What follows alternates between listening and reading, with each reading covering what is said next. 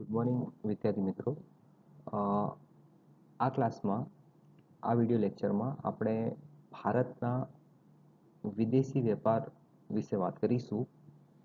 ભારતમાં જે વિદેશી વ્યાપાર છે, મેં તમને જે રીતે ક્લાસમાં ભણાવ્યું છે એ જ રીતે હું આ વિડીયોમાં ઘણા બધા ટોપિક જે છે એ કવર કરવાનો છું તમારા રિવિઝન માટે.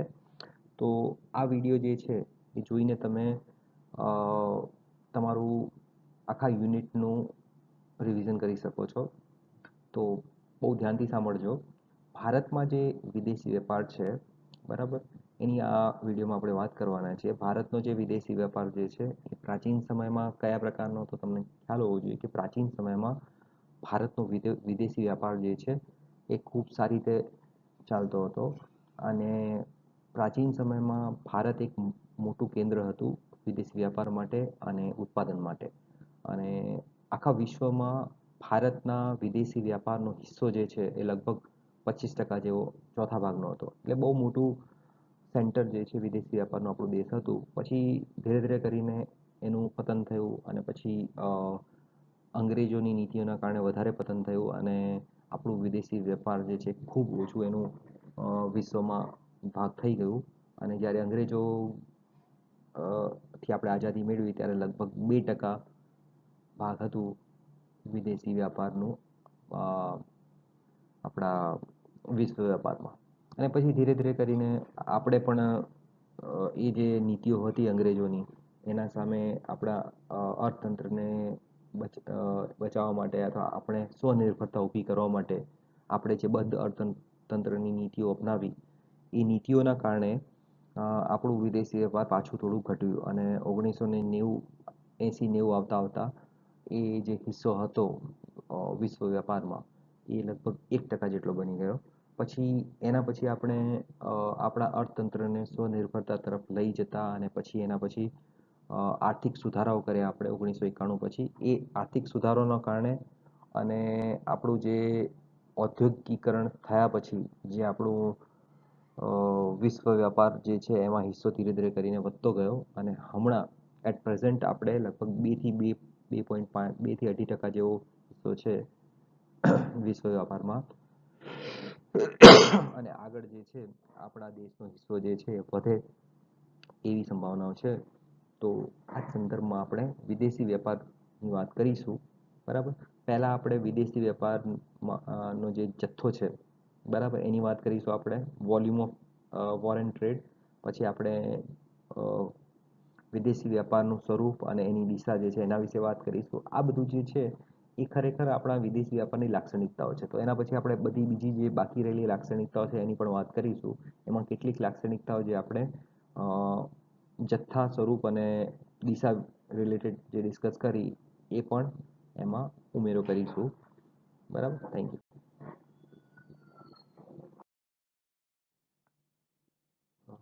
વિદ્યાર્થી મિત્રો, આ સ્લાઇડમાં આપણે વિદેશી વ્યાપારની વ્યાખ્યા જોઈશું અને પછી વિદેશી વ્યાપારનો જથ્થો જે છે જે રીતે એમાં વધઘટ થઈ છે એની વાત કરીશું. કોઈ દેશનો વેપાર અન્ય દેશો સાથે થાય છે, તેની અન્ય દેશોથી માલ અને સેવાઓની ખરીદી અને અન્ય દેશોને માલ અને સેવાઓનું વેચાણ, એ જો આપણે એક સાથે જોઈએ તો એને શું કહેવામાં આવે છે? વિદેશી વેપાર, બરાબર. એટલે નિકાસ અને આયાતના સંયોજનને કુલ વિદેશી વેપાર કહેવામાં આવે છે, બરાબર. કુલ વિદેશી વેપાર કોને કહેવામાં આવે છે? આયાત અને નિકાસના સંયોજન.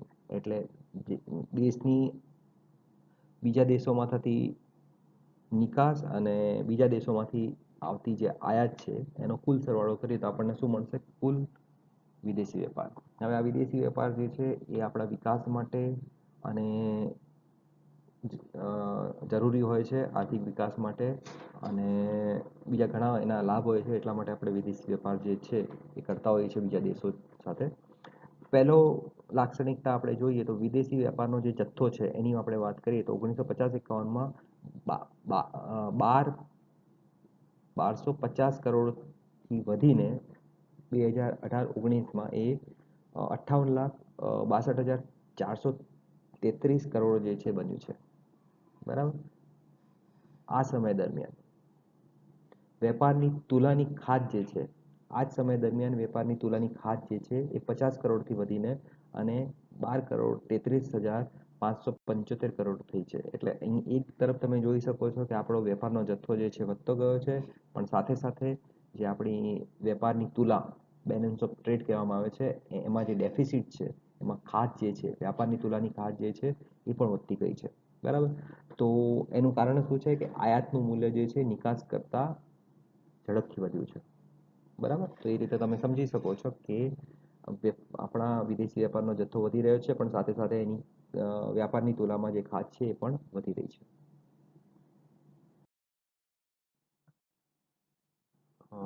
વિદ્યાર્થી મિત્રો, આ સ્લાઇડમાં આપણે ભારતના વિદેશી વ્યાપારના સ્વરૂપ વિશે વાત કરીશું. જુદા જુદા વસ્તુના સ્વરૂપ જે છે આ ટેબલમાં આપેલા છે. તમે જોઈ શકો છો, મેં તમને ક્લાસમાં પણ આ ટેબલ કરાવેલું. તો એ ક્લાસમાં જે ટેબલ કરાવેલું એમાં ગુજરાતીમાં મેં આ બધું લખાવેલું છે, તો તમે એ ટેબલ જોઈ શકો છો. સાથે સાથે આ વિડીયો તમે આપણે રિવિઝન માટે આને ઉપયોગ કરી શકો છો. આપણી જે આયાત છે, બરાબર, એમાં જે 4 ગ્રુપ આપણે બનાવેલા છે અને નિકાસ જે છે એના 4 ગ્રુપ બનાવેલા છે.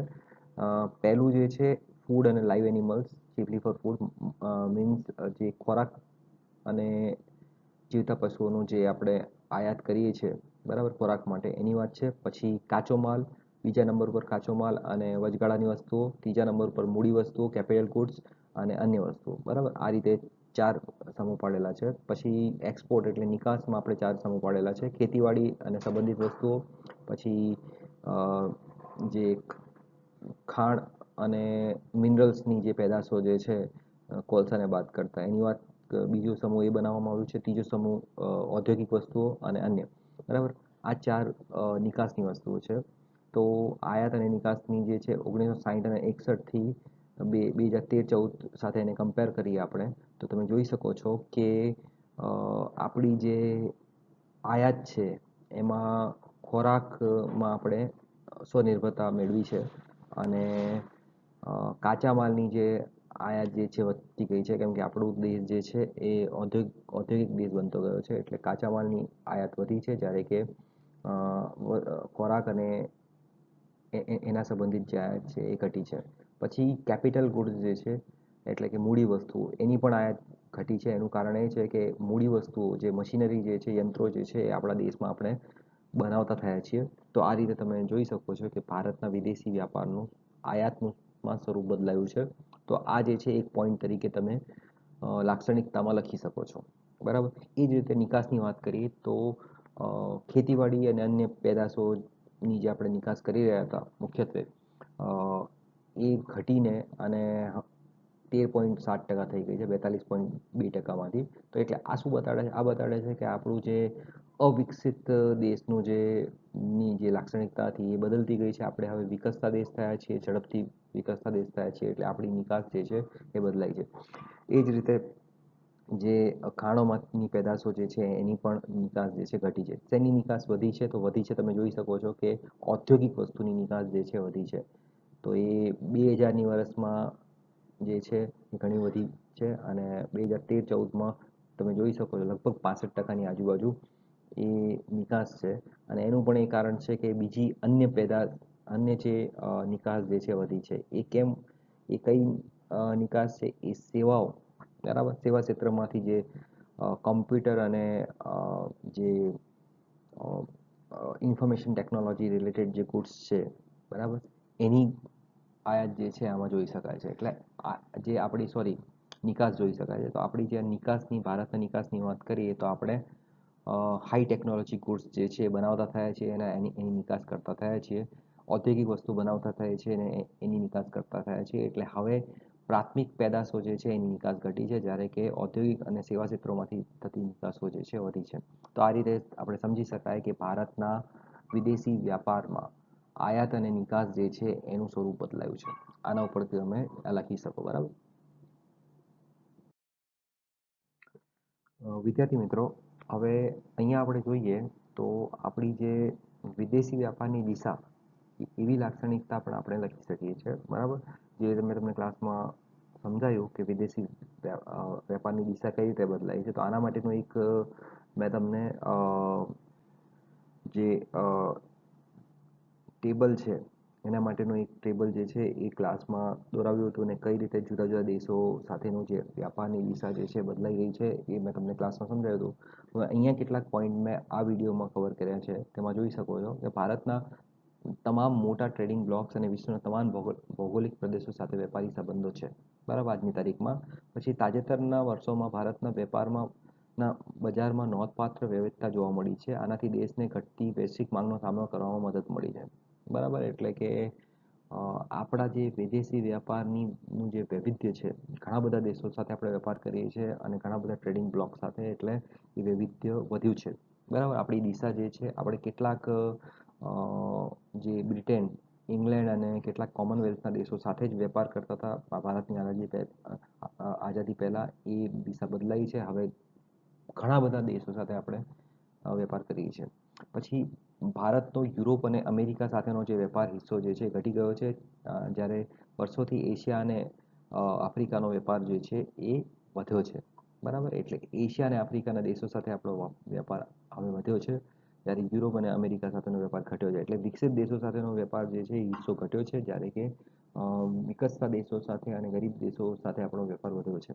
2013-14 દરમિયાન ભારતનો નિકાસમાં યુરોપનો હિસ્સો જે છે એ 18.6% હતો અને અમેરિકાનો હિસ્સો 17.3% હતો. બીજી તરફ એશિયાના નિકાસનો હિસ્સો 49.4% અને આફ્રિકામાં 9.9% રહ્યો છે.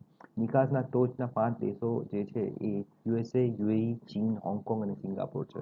આ રીતે સમજી શકીએ છીએ કે આપણી જે ભારતની જે નિકાસ છે એમાં વિકસિત દેશોનો જે હિસ્સો જે છે એ ઘટતો ગયો છે, જ્યારે વિકસતા દેશોનો હિસ્સો વધતો ગયો છે.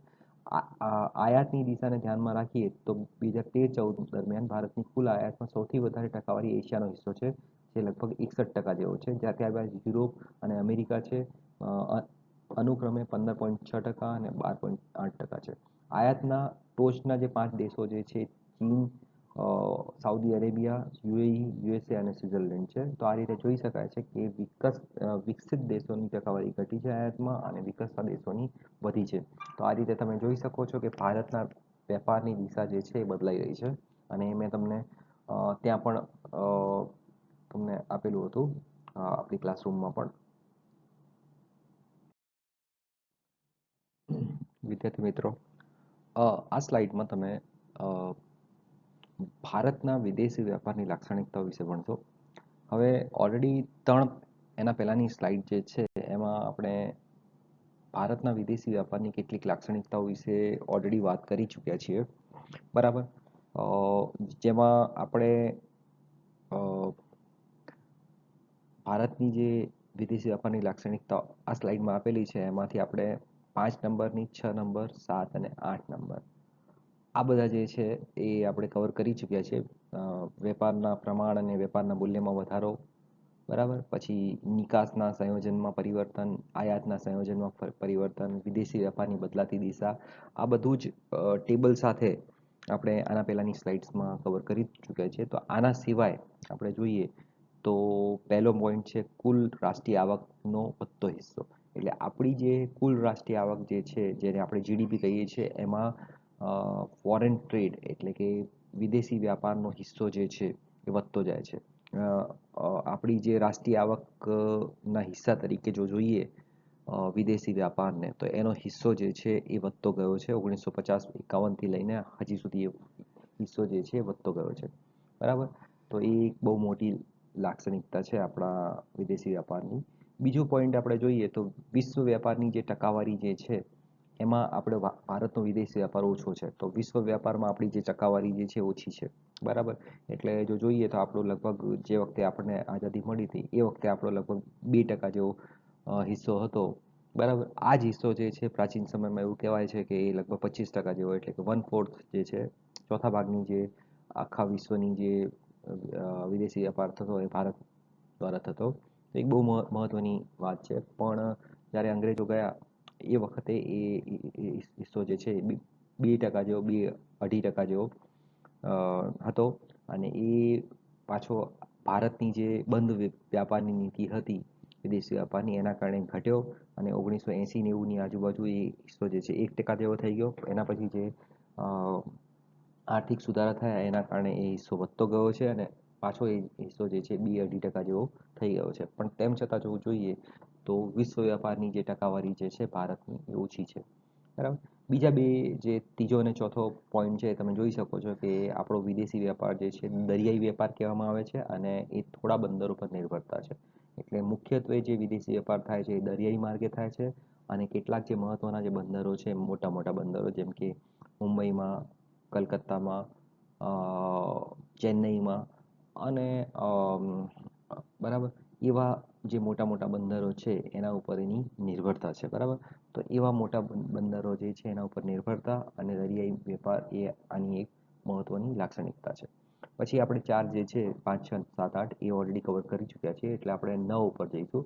9 નંબરમાં જોઈ શકો તમે કે વેપારની તુલામાં વધતી જતી ખાધ. વેપારની જે તુલા છે એમાં ખાધ જે છે વધતી ગઈ છે. વેપારની તુલામાં ખાધ વધવી એટલે આયાત જે છે એનું મૂલ્ય વધારે હોવું નિકાસના મૂલ્ય કરતાં. એટલે આપણા ભારતમાં આપણી જે નિકાસ જે છે એના કરતાં આયાતનું મૂલ્ય ઘણું વધારે હોય છે એટલે વેપારની જે તુલામાં ખાધ આવે છે અને ખાધ જે છે વધતી ગઈ છે, બરાબર. એ પણ ડેટા જે છે એ તમે ટેબલમાં જોઈ શકો છો. પછી વૈશ્વિકરણ તરફ વલણ. આપણા વિશ્વ વેપાર જે છે કેવું બન્યું છે? વૈશ્વિક બન્યું છે. વૈશ્વિકરણ તરફ વલણ છે 1991 આર્થિક સુધારા પછી આપણું વિદેશી વેપાર વૈશ્વિક બનતું ગયું છે, બરાબર. પછી 11મો પોઈન્ટ તમે જોઈ શકો છો કે જાહેર ક્ષેત્રની બદલાતી ભૂમિકા. આપણું જે જાહેર ક્ષેત્ર છે પહેલા આપણે જે રીતે એને ભૂમિકા આપેલી, બરાબર, જે રીતે આપણે જાહેર ક્ષેત્રને જે ભૂમિકા આપેલી એના કરતાં હવે જાહેર ક્ષેત્રની જે ભૂમિકા જે છે વિદેશી વેપારમાં એ બદલાતી ગઈ છે. વિદેશી વ્યાપારમાં હવે હરીફાઈ વધી છે તો જાહેર ક્ષેત્રને પણ વિદેશી વ્યાપારની બદલાતી સ્થિતિને લઈને જાહેર ક્ષેત્રે પણ પોતાની ભૂમિકા બદલી છે, બરાબર. એટલે આ બધા જે પોઈન્ટ જે છે એ તમે જોઈ શકો છો કે ભારતના વિદેશી વ્યાપારની આ બધી લાક્ષણિકતાઓ કહેવામાં આવે છે. ભારતના વિદેશી વ્યાપારની લાક્ષણિકતાઓને સમજીને અને બધા જ પોઈન્ટ જે છે એ તમે એક્ઝામમાં લખી શકો છો, બરાબર. ખાસ કરીને જે મેં તમને નોટ્સ મોકલી દીધી છે એમાં જે આંકડાકીય માહિતી છે એનો મહત્તમ ઉપયોગ કરજો. જેટલું આંકડાકીય માહિતી વડે આને તમે પ્રૂવ કરશો, સબસ્ટેન્શિએટ કરશો, તમારા આન્સરને જેટલું એને પ્રૂફ સાથે, પુરાવા સાથે એને લખશો એટલું વધારે સારા માર્ક્સ મળવાની સંભાવનાઓ છે, બરાબર. Thank you.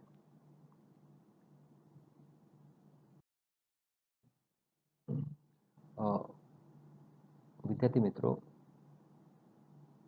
આ સ્લાઇડમાં આપણે આંતરરાષ્ટ્રીય વેપાર જે છે ભારતનો એની વ્યાપાર નીતિઓ વિશે વાત કરીશું. આપણી ભારત સરકારે આઝાદી મળી એના પછી મુખ્યત્વે બે વ્યાપાર નીતિઓ, આંતરરાષ્ટ્રીય વેપાર નીતિઓ જે છે એનો ઉપયોગ કર્યો છે. પહેલી જે નીતિ છે એ આયાત અવેજીકરણની નીતિ છે અને બીજી છે નિકાસ પ્રોત્સાહન નીતિ.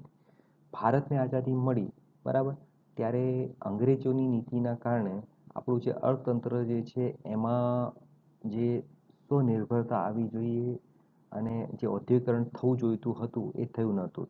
તો એ સંદર્ભમાં આપણે જે પહેલી નીતિનો ઉપયોગ કર્યો એ હતું આયાત અવેજીકરણની નીતિ. ઘણી બધી આપણે આયાત ઉપર નિર્ભર થઈ ગયા હતા તો પહેલું કામ શું કરવાનું હતું? આયાત અવેજીકરણની નીતિ અપનાવવા, બરાબર. પહેલું કામ એ હતું કે આપણા જે દેશી ઉદ્યોગો જે છે એને એનો વિકાસ થાય, દેશમાં ઔદ્યોગિકરણ થાય અને દેશમાં ઔદ્યોગિકરણ કરવા માટે આપણે જે બીજી પંચવર્ષીય યોજનાથી લઈને અને ભારે અને પાયાના ઉદ્યોગોને મહત્વ આપ્યું.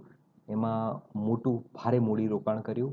તો એ પ્રકારની જે નીતિ હતી એ સંદર્ભમાં આપણે બંધ અર્થતંત્રની નીતિ અપનાવી અને બંધ અર્થતંત્રમાં આયાત અવેજીકરણ જે છે એ મુખ્ય નીતિ હોય છે, યાદ રાખજો. આયાત અવેજીકરણ એટલે જેટલું પણ આયાત ઉપર આપણું જે નિર્ભરતા હતી એને ઘટાડવી, આપણા દેશમાં એ બધી વસ્તુઓનું ઉત્પાદન કરવું. તો એ પ્રકારની જે નીતિ છે એને આયાત અવેજીકરણની નીતિ કહેવામાં આવે છે અને સાથે સાથે આપણે ભારે અને પાયાના ઉદ્યોગોનો વિકાસ કરવો, દેશમાં ઔદ્યોગિકરણની પ્રક્રિયા જે છે એને વેગ આપવું, એ મુખ્યત્વે આપણું લક્ષ્ય હતું. તો એ રીતે આપણે કહી શકાય કે આયોજનના પહેલા તબક્કામાં આયોજનના પહેલા તબક્કામાં આયાત અવેજીકરણની નીતિ જે છે એ સરકારે અપનાવી, બરાબર. એક તરફે એ પણ ઈચ્છતી હતી કે આપણી થોડી નિકાસ વધે, પણ જ્યારે આપણે આયાત અવેજીકરણની નીતિ અપનાવતા હોઈએ છીએ સરકાર, ત્યારે નિકાસ પ્રોત્સાહન થવું એ બહુ મુશ્કેલ હોય છે કેમ કે બીજા દેશો જે છે એ પણ એમની જો નિકાસ આપણે ના ખરીદતા હોઈએ તો એ તમારી નિકાસને નહીં આવવા દે પોતાના દેશમાં અને એને પ્રોત્સાહન નહીં આપવા દે. બરાબર. તો એ રીતે તમે જોઈ શકો છો કે આયાત અવેજીકરણ નીતિ જે છે એ મુખ્ય નીતિ તરીકે કાર્ય કરી રહી હતી.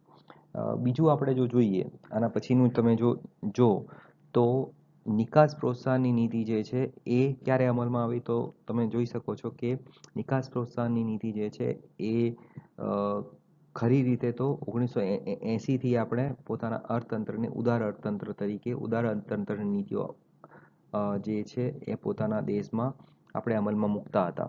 પણ એનું જે ખરેખર જે સ્વરૂપ છે એ 1991ના આર્થિક સુધારામાં જોઈ શકાય છે. એટલે કે 1980થી જે ઉદારીકરણની જે પ્રક્રિયા ચાલુ થઈ ગઈ હતી એમાં નિકાસ પ્રોત્સાહનની નીતિને મહત્વ આપતા હતા. બરાબર. પણ 1991ના આર્થિક સુધારા પછી આને વધુ આપણે મહત્વ આપ્યું. બરાબર. અને એના પછી તમે જોઈશું એવા ઘણા બધા પગલાં લેવામાં આવ્યા કે જેનાથી ભારતની નિકાસ જે છે વધી શકે. જેમ કે ફોર એક્ઝામ્પલ ભારતમાં આપણે નિકાસ પ્રોત્સાહન ક્ષેત્ર, પછી વિશિષ્ટ